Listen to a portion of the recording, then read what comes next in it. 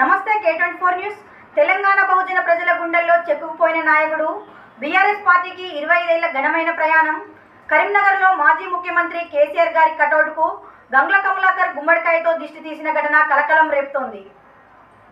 కరీంనగర్ పట్టణం కోతిరాంపూర్ చౌరస్తా వద్ద శనివారం రోజు ఏర్పాటు చేసిన మాజీ ముఖ్యమంత్రి కేసీఆర్ గారి భారీ కటౌట్కు గుమ్మడికాయతో ప్రత్యేక పూజలు నిర్వహించారు. మాజీ మంత్రి కరీంనగర్ శాసనసభ్యులు గంగుల కమలాకర్ స్వయంగా దిష్టి తొలగించారు. బీఆర్ఎస్ పార్టీకి ఇది 25వ రజతోత్సవం. కేసీఆర్ గారిపై ప్రజల ప్రేమ అపారంగా ఉంది. అందరి దృష్టి తొలగించేందుకు గుమ్మడికాయతో దిష్టి తీశాం. రేపు జరగబోయే రజతోత్సవ వేడుకలకు కరీంనగర్ మహిళలు సహా ప్రతి ఒక్కరూ పెద్ద సంఖ్యలో విజయవంతం చేయాలని గంగుల కమలాకర్ పిలుపునిచ్చారు.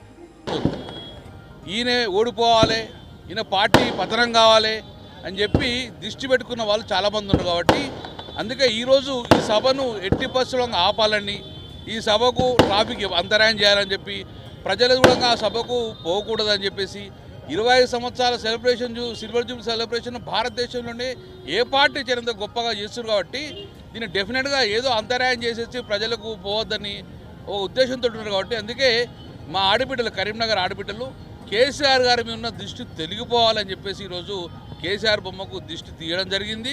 ఆ అమ్మవారి ఆశీస్సులు ఎప్పటికుంటాయి కాబట్టి సభ దిగ్విజయంగా జరుగుతాయి. కాబట్టి డెఫినెట్గా ఆ యొక్క దృష్టి తీయాలని చెప్పేసి ఈరోజు కరీంనగర్ మా ప్రజలందరూ కూడా, మా ఆడబిడ్డలందరూ కూడా ఈరోజు కేసీఆర్ దృష్టి తెలవకుండా దృష్టి తీయడం జరిగింది.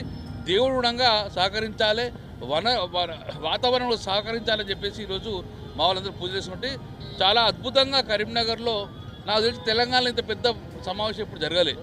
భారతదేశం మొత్తం కూడా ఈరోజు తెలంగాణ రాష్ట్రం వైపు చూస్తుంది. ఎందుకంటే కేసీఆర్ గారు స్థాపించిన పార్టీ టీఆర్ఎస్ పార్టీ. కేవలం టీఆర్ఎస్ అనేది పార్టీ క్యాడర్ కాదు.